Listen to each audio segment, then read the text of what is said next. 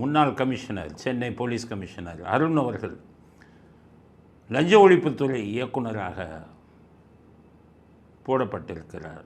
இது ஒரு தவறான ஒரு போஸ்டிங், தவறான ஒரு செலெக்ஷன் அப்படிங்கிறத நாங்கள் கருத்தை பதிய விரும்புகிறோம்.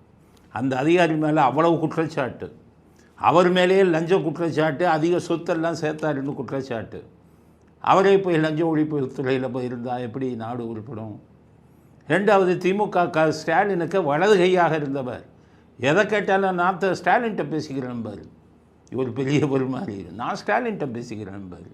திமுக காரர்களின் ஏஜென்ட்டாக செயல்பட்டவர் அருண். அவர் போய் நீங்கள் லஞ்ச ஒழிப்புத்துறையில் போட்டிங்கன்னா KN நேரு மேலே எஃப்ஐஆர் போடுவாரா? ஹைகோர்ட்டு சொல்லியிருக்காங்க KN நேரு மேலே எஃப்ஐஆர் போட சொல்லி, ED சொல்லியிருக்காங்க. ஒரு திமுக ஆதரவு அதிகாரியை நீங்கள் லஞ்ச ஒழிப்புத்துறையில் போட்டால் எப்படி எஃப்ஐஆர் போடுவான் சொல்லுங்கள்? அதாவது நாட்டில் நடக்கும் நல்லவைகளை சுட்டி காட்டுற மாதிரி கெட்டதையும் சுட்டி காட்டணும். தவறான ஒரு போஸ்டிங், தவறான ஒரு முடிவு. இதை எப்படி பண்ணாங்கன்னு கேட்டிங்கன்னா, இந்த திருமாவளவன் வேலை அருண் எப்படின்னு கேட்டிங்கன்னா, ஜாதி ரீதியாக பழி வாங்குவார். அவருக்கு மற்ற அதுவும் இவங்களை பெரும்பான்மை ஜாதிக்காரங்கள் தான் விடவே மாட்டார். அவங்க யாருன்னே அவருக்கு தெரியாது, ஆனால் ஜாதியை பார்த்து இது பண்ணுவார். பல கைதுகள் ஜாதியை பார்த்து பண்ணவர். குண்டர்கள் சட்டத்தில் எல்லாத்தையும் அடைச்சார்.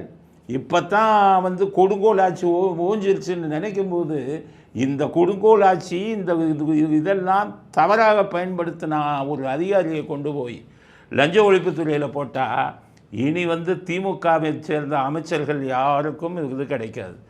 இவர் திருமாவளவன் ஆதவ அர்ஜுனை பயன்படுத்தி இவருக்கு இந்த போஸ்ட்டை வாங்கி கொடுத்துருக்காரு. ஏன்னு கேட்டிங்கன்னா, ஏர்போர்ட் முக்கியமானவர்களை தனக்கு எதிரான ஜாதிக்காரவங்களை திருமாவளவன் கைது செய்வதற்கு இவர் உடந்தையாக இருந்தார். அவரை போய் லஞ்ச ஒழிப்புத்துறையில் போட்டதின் மூலம் இனி திமுகவின் MP மந்திரிகள் ஸ்டாலின், உதயநிதி இவர்கள் மேலெல்லாம் எந்த வழக்கும் பதிவு செய்யப்படாது. செந்தில் பாலாஜி தப்பித்து விடுவார், KN நேரு தப்பித்து விடுவார். எப்படி இப்படி ஒரு போஸ்டிங்கை தாவேக ஆட்சியில் போட்டாங்கங்கிறது எங்களுக்கு மிகப்பெரிய ஒரு கேள்விக்குறி. தாவேக ஆட்சிக்கு எங்களுடைய இதை தெரிவிச்சுக்கிறோம்.